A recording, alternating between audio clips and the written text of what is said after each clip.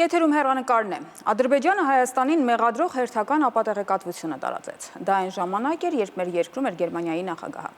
Ընդամենը մի քանի օր առաջ Հայաստանում էր Իրանի արտաքին գործերի նախարարը։ Եվ այս ամենը տեղի է ունենում, երբ Երևանն ու Բաքուն հայտարարել են, որ կողմերը համաձայնության են եկել խաղաղության պայմանագրի տեքստի շուրջ։ Այս եւ այլ հարցեր քննարկենք քաղաքագետ Հրանտ Միքայելյանի հետ։ Շնորհակալություն, պարոն Միքայելյան, մեր հրավերը ընդունելու համար։ Շնորհակալություն։ Սկսելով Գերմանիայի նախագահի այցից, այս այցի արդյունքները ձեզ համար ինչպիսին էին։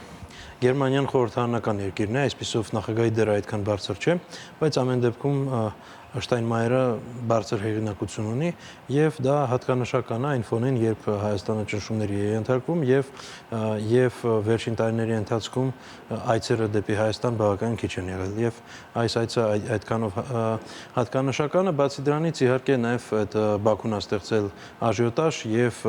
գերմանական լուրերում ցույց են տվել Արցախի վերաբերյալ ռեպորտաժ եւ դա էլ է Բաքվի զայրույթը առաջացրել, որովհետեւ Բաքվում սիրում են պատմությունը խմբագրել եւ հիմա փորձում են ներկայացնել այնպես, իբր ոչ մի բան չի եղել եւ փորձում են ամեն ինչը մոռացության տալ, բայց ցավոք սրտի նաեւ Գերմանիայի նախագահան ներողություն խնդրեց Բաքվից, որ Արցախի սիմվոլիկան օգտագործվել է այդտեղ։ Հիմա այն, որ հայտարարություններ կարող են լինել, դա իր հերթին, բայց իրականության մեջ ինչ պիտի ակնկալել գերմանական այցից, հատկապես, որ նորից հայտարարություն եղավ կողմերին կոչ անելով անհապաղ գնալ համաձայնության եւ ստորագրման։ Դե այս պայդրությամբ ուղղակի կոնսուլտացիաներն են տեղի ունենում, որովհետև հաշկարակական գործընթացները շատ ինտենսիվ են զարգանում եւ պարզ է, որ այս պայդրությամբ, քանի որ Հայաստանի Հանրապետությունը հռչակել է Եվրամիություն դեպի գնալու քաղաքականություն, պարզ է, որ Եվրոպայի առաջնորդների հետ ինտենսիվ կապ պահպանելը էական է։ Այստեղ խաղաղության պայմանագիր ստորագրելը նաև կապված է դեպի Եվրամիություն գնալու հետ, այսինքն օրինակ, եթե դիտարկվեր Եվրամիության առավել մոտ գնալու տարբերակը, ապա ըստ էության դիտարկվում էր, որ այս տարածաշրջանը առավել խաղաղ լինի։ Այս տեսանկյունից եք նայում հարցին։ Դա Եվրամիության ոչ ֆորմալ պահանջներ Հայաստանից,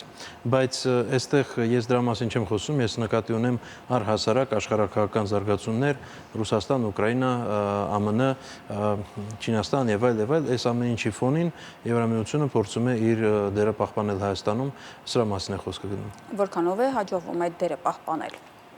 Դեռ հաջողվում է, բայց մի բան գիտակցենք, որ ամեն դեպքում Եվրամիությունը հատկապես առանց ԱՄՆ-ի այս տարածաշրջանում չի կարող շատ լուրջ հենարան ունենալ Հայաստանի տեսքով, որովհետև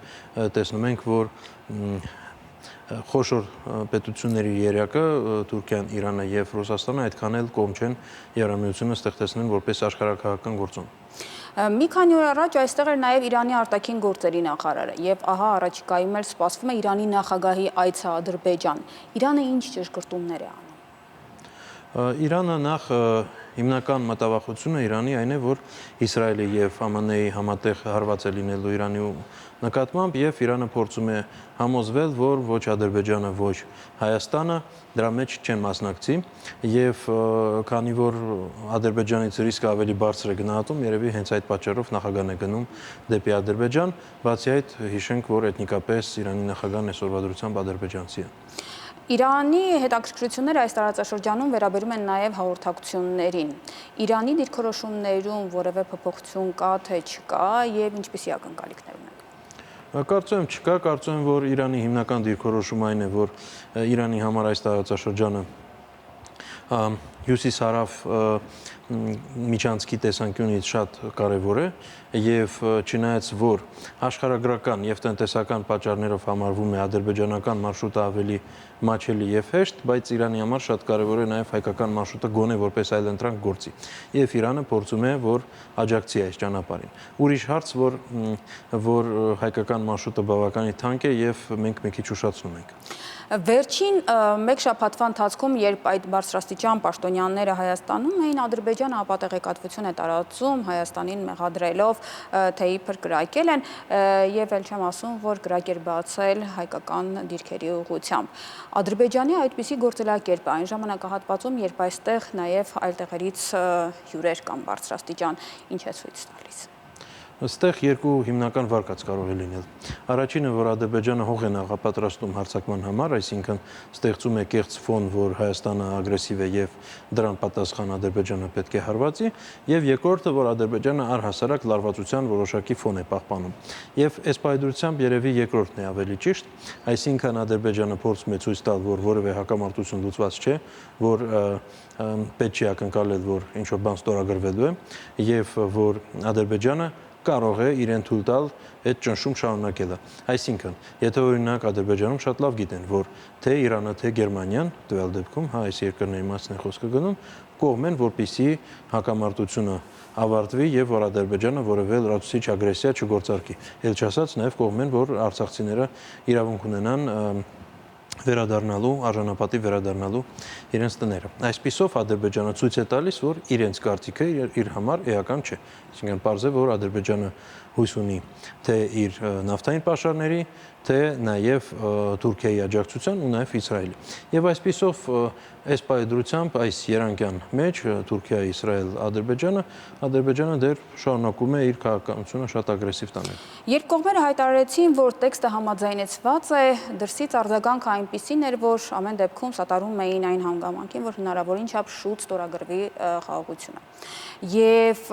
Ադրբեջանը այդուհանդերձ փորձում է դա ձգձգել կամ ընդհանրապես չեղարկել։ Բայց արդյոք կան այդ արդարացումները, որ ահա այս պատճառով իսկապես պետք չէ հիմա խաղաղության պայմանագիր ստորագրել։ Արդյոք ընկալելի է դա միջազգային հանրության կողմից։ Դե այստեղ երկու հարց կա։ Առաջինը ընկալելի է թե ոչ, եւ երկրորդը առհասարակ միջազգային հանրության կարծիքը ինչի վրա է ազդում այս համատեքստում։ Եվ իմ կարծիքով երկրորդ հարցը ավելի էական է, որովհետեւ մեծ հաշվով ինչքան էլ բոլորը աջակցեցին, բացի Թուրքիայից բոլորը աջակցեցին այս խաղաղության պայմանագրի հետ կապված բանակցությունների ավարտին, բայց արդյոք նրանք կարող են ստիպել Ադրբեջանին ստորագրել։ Ադրբեջանը հայտարարել է, որ ունի եւս երկու նախապայման, իսկ հետագայում նաեւ Ադրբեջանը հավելել է, որ ժամկետ կա, այսինքն եթե այսպես կոչված խոհեմիջ ժամկետում Հայաստանը իր պահանջները չիրականացնի, ապա Ադրբեջանը հրաժարվելու է այս խաղաղության պայմանագիր ստորագրելուց։ Այսպիսով Ադրբեջանը առաջ է բերել կոնկրետ այս պայմանությամբ երկու լրացուցիչ նախապայման, որոնք են Մինսկի խմբի ցրումը եւ Սահմանադրության փոփոխությունը։ Երկուսն էլ մեծ հաշվով Հայաստանի շահերից չեն բխում, բայց պարզ է, որ Մինսկի խմբի ցրումը տեխնիկապես գոնե շատ ավելի հեշտ է թվում։ Իսկ ինչ վերաբերվում է արդեն սահմանադրության փոփոխության, ապա սահմանադրություն փոխելու համար տվյալ դեպքում պետք է հանրակրվի եւ ակնհայտ է, որ բոլոր սոցհարցումներով երևում է, որ հանրակրվեն չի անցնի։ Այսպիսով Ադրբեջանը շատ լավ գիտակցելով, որ Հայաստանի ներկայիս իշխանությունները չեն կարող դա իրականացնել, հենց այդ պատճառով բերում է այս նախապայմանը, որովհետև իրականում Ադրբեջանի նախապայմանների ցուցակ եթե բացենք, դա անverջ գիրք է։ Բայց այստեղ հենց սա է էականը, որ առաջ է բերում այն նախապայման, որ գիտի, որ Հայաստանի իշխանությունները դա չեն կարող իրականացնել, հատկապես երբ մինչև ընտրություններ մնում է մի տարի, այսինքն հանրակրվեն պետք է լինի հավանաբար ընտրություններից հետո, եթե լինի, եւ այդտեղ էլ արդյունքը երաշխավորված չի, այսինքն Ադրբեջանը արհեստականորեն ձգում է եւ նաեւ որոշ ադրբեջանական փորձագետների ասելով Ադրբեջանը ուզում է հետաձգել մինչև 2027 թիվ, իսկ հետո չեղարկել այս բանակցությունը։ Այսպիսով միակողմանի բոլոր զիջումներ ստանալով եւ դիմաց ոչ մի բան չտալով։ Հիմա Ադրբեջանը երբ մեղադրել էր Հայաստանին հրադադար խախտելու մեջ, Հայաստանից հերթական անգամ հիշեցրեցին, որ ահա առաջարկ է եղել Ադրբեջանին համատեղ քննել, հետաքննել այդ դեպքերը եւ տեսնել ով է մեղավորը ըստ էության։ Ժամանակին Վիեննայի եւ Սանկտ Պետերբուրգի պայմանավորվածություններում եւս կար նման բան, ստեղծել այդ մեխանիզմը հետաքննության, բայց դրանք չգործեցին։ Որքանով է հավանական, որ ընդհանրապես որևէ լծակի գործադրման դեպքում նման բան տեղի ունենա։ Մի բան պետք է գիտակցենք։ Տեխնիկական, ինստիտուցիոնալ, իրավական մեխանիզմները Ադրբեջանի հետ չեն գործելու, եթե դրանց կողքը շատ հստակ ուժային մեխանիզմ չկա։ Ժնևի, Սանկտ Պետերբուրգի եւ Վիեննայի պայմանավորվածությունները գործարկվեցին ապրիլյան պատերազմից հետո, ապրիլյան պատերազմից հետո եւ նաեւ 2017 թվականի փետրվարի ադրբեջանական տապալված հարձակումից հետո, երբ ադրբեջանցիները բավականին լուրջ կորուստներ ունեցան։ Եթե հիմա Ադրբեջանը նման կորուստներ չունենա օրինակ, որ ինքը չի կարող ուժով որևէ նպատակին հասնել, ապա Ադրբեջանին զսպել ուրիշ մեխանիզմով չի լինելու։ Մնացածը դա արդեն լրացուցիչ գործիք է, բայց հիմնական գործիքը պետք է լինի ուժային։ Եթե մենք այս ուժային ինստրումենտները ստեղծենք եւ գործարկենք, իսկ խոսք է գնում հենց Հայաստանի մասին, որովհետեւ այո, մենք կարող ենք շատ բանակցել հույս ունենալ ուրիշ երկրներից եւ սա պետք է անել, բայց առաջին հերթին պետք է սեփական կարողությունը զարգացնել։ Եթե մենք կարողանանք դա անել, ապա այս մնացած այդ միջադեպերի հետաքննությունը կարող է գործարկվել, այլ պարագայում չի լինելու։ Հիմա Թուրքիայի հանգամանքը քննելով, Թուրքիան անմիջականորեն կապված է այս իրադարձությունների հետ, բայց վերջին շրջանում քաղաքական իրադարձություններ են, խառը իրավիճակ է Թուրքիայում, սա հնարավոր է, որ փոխի քաղաքական համակարգը Թուրքիայում, ինչը բերի նաև արտաքին քաղաքական փոփոխությունների։ Նախ ես ուզում եմ երկու փոքր ճշգրտում անել, որպեսզի պարզ լինի ընթերցողներին, որ Թուրքիան ոչ միայն կապված է այս իրադարձությունների հետ, այլ Թուրքիան ճարտարապետ է Ադրբեջանի արտաքին քաղաքականությանը։ Շատ դեպքերում Հայաստանում մենք լսում ենք հույսեր, որ Ադրբեջանը Թուրքիայից հնարավոր է բաժանել, որ Հայաստանը Թուրքիայի հետ կարող է բարիշել եւ Ադրբեջանը այդ դեպքում մեկուսացված է մնալու, սա կեղծ սպասելիքներն են, սա չի լինելու եւ Թուրքիան է դրդում Ադրբեջանին դեպի Հայաստան ագրեսիա ցուցաբերելու։ Այսպիսով, այս շատ պետք է հստակ գիտակցենք։ Հիմա այս պարագայում, հենց այս պարագայում ձեր հարցը շատ ավելի կարևոր է դառնում, այսինքն արդյոք հնարավոր է Թուրքիայում քաղաքական ռեժիմի փոփոխություն։ Իրականում այսօրվա Թուրքիայի ընդդիմությունը ինչքան էլ ազգայնական լինի, բայց ամեն դեպքում շատ ավելի եվրոպամետ է եւ կարող է մեղմացնել արտաքին ընդհանուր համատեքստը։ Եվ ես չէի ակնկալի, որ ռազմավարական փոփոխություն լինի, բայց գոնե ինչ որ ժամանակ շահելու հնարավորություն ունենանք այս պարագայում, եթե Թուրքիայում ռեժիմը փոխվեց։ Հիմա առհասարակ Թուրքիայում իրավիճակը ինչպիսին է։ Իմ կարծիքով չնայած որ կա խորը ճգնաժամ եւ Էրդողանի աջակցության ցուցանիշները 50%-ից էականորեն իջել են, բայց ուժային ռեսուրսին ինքը դեր տիրապետում է։ Եվ գլխավոր հարցը լինելու է, արդյոք ինքը կարողանում է նաեւ տնտեսությանը տիրապետել։ Ինքը ունի տնտեսական խնդիրներ, որոշակի լուրջ ալիք է եղել այդ ուրեմն Իմամօղլուի ձերբակալումից հետո, բայց հիմա ոնց որ վերահսկողության տակ է։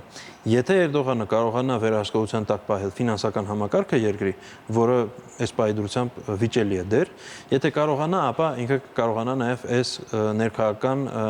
ճգնաժամը հաղթահարել։ Իմ կարծիքով այդպիսին է դասավորվածությունը։ Ինչի շնորհիվ կարող է նա կարողանա հաղթահարել դա իր հսկողության տակ պահել ֆինանսական համակարգը։ Դե սկզբից լիրայի վրա շատ լուրջ ճնշում կար եւ շատ սկզբից լիրան ընկավ, հետո Թուրքիայի կենտրոնական բանկը սկսեց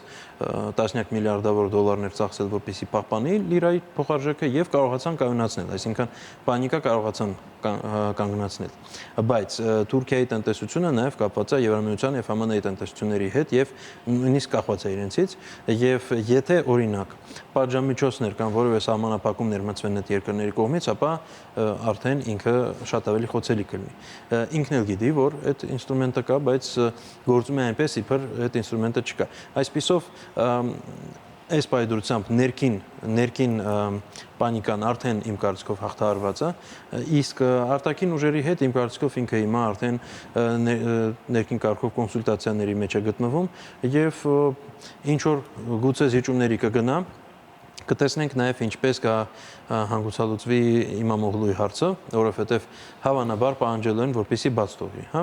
բայց Էրդողանի համար էլ դա էական, որովհետև ինքը գիտի, որ 2028 թվականին իր խումբը քաղաքական կարող է իշխանությունը կորցնել, եթե Իմամօղլուն դուրս մնաց։ Այսպիսով, այստեղ իմ կարծիքով դեր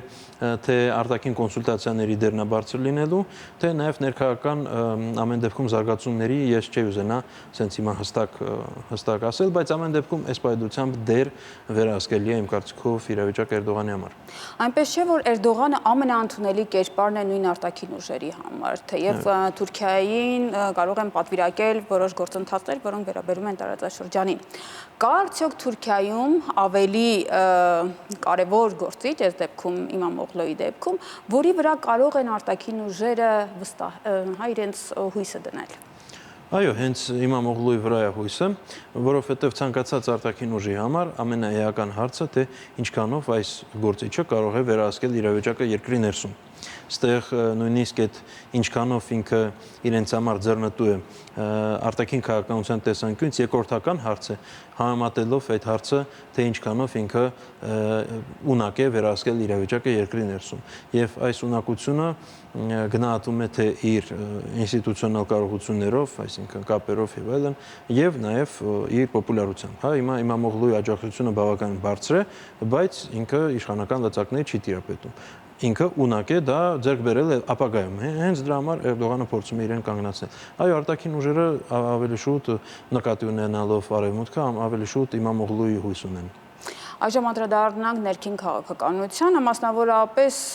Գյումրիում տեղի ունեցած ընտրությունների արդյունքներին, դրանք ինչ ցույց տվեցին քաղաքագետի աչքով։ Մի քանի միտում կա։ Առաջին միտումը այն է, որ դե առաջինը ուղղակի նույնիսկ միտում չի ասի, որովհետև այստեղ ուղղակի անհաջողություն է